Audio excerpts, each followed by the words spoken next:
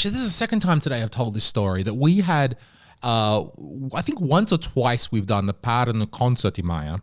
Sometimes when the Pärnu theatre isn't available, because the Konsertmaja is a bit bigger than I want it to be, but okay. And one time, I think it was the first time we were there, and it's one of those times when I know we go to a new place and I see people turning up to our show in suits. And this is the one where I'm like, oh, you think this is theatre. Yeah. Oh. And I remember, that's right, twice we've done Pärnu Konsertmaja. The first time was almost sold out, but people came dressed very formally, very nicely. And I was like, oh, okay. And the second time we were there for whatever, I forget what the two tours were. The second time, less sales, which were like, oh, less sales. But when I stood in the lobby and watched people, they weren't formal. They were more young people. They were hip. They were down with it. And I think objectively it was a better show. So we didn't mind in the end that there was less sales, because they were like, we kind of understood they were our fans. But I think it was from that first show, we had a person contact us, and she said that she was in the audience. She sat there. She was fit. She admitted she was physically at the show, and she said that she believed that we were playing laughter through the speakers. What? She claimed that we were playing like a laugh track. Now, we all know a laugh track on TV. In a sitcom, it needs to be there, or in a comedy special, maybe you play with the volumes a little bit, who knows, to get the right effect. She was in the fucking audience and claimed that we were piping laughter through that. And it's so like, and she's like, I want a refund. And we were like, no, bitch, you're not getting a refund. No, that's so hilarious.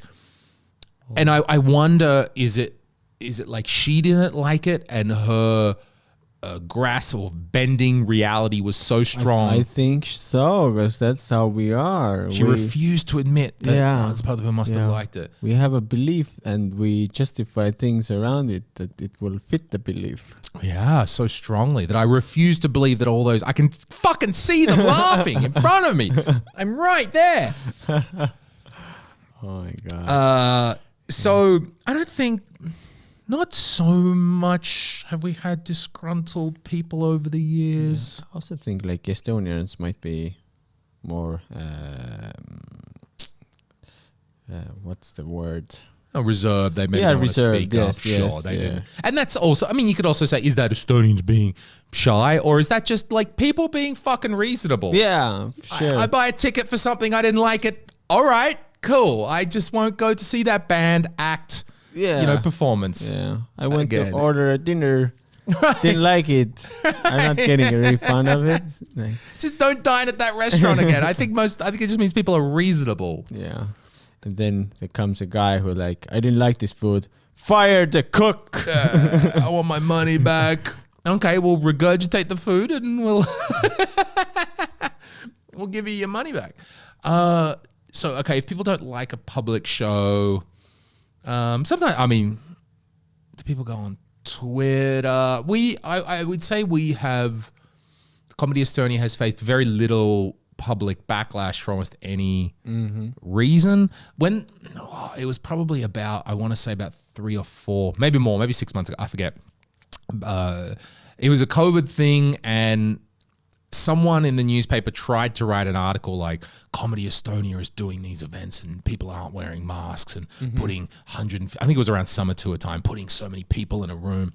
And it was published in, not in the newspaper, but at least online in one of Delphi Postimees, whoever, I'm not saying where it was, I can't remember.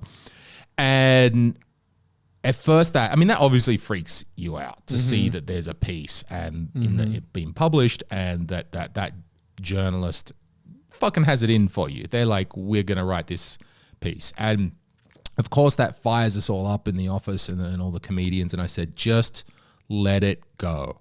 Like, do not respond. Just let it pass. If we do not respond, it won't become a bigger thing. And it didn't now, because I felt like if we got like, that's not us and let's do it, but we were just following the regulations, we did all that shit, it would fire up, right? That's what everybody wants. I said, just ignore it and the news cycle will pass. And if no one else gets fired up and no fucking social justice warriors get on the case, we're clear. And that's what happened. Turns out the next thing. So there's a bit of, don't overreact to public statement. Look, if something happens and picks up, absolutely, you're going to have to address it at some stage.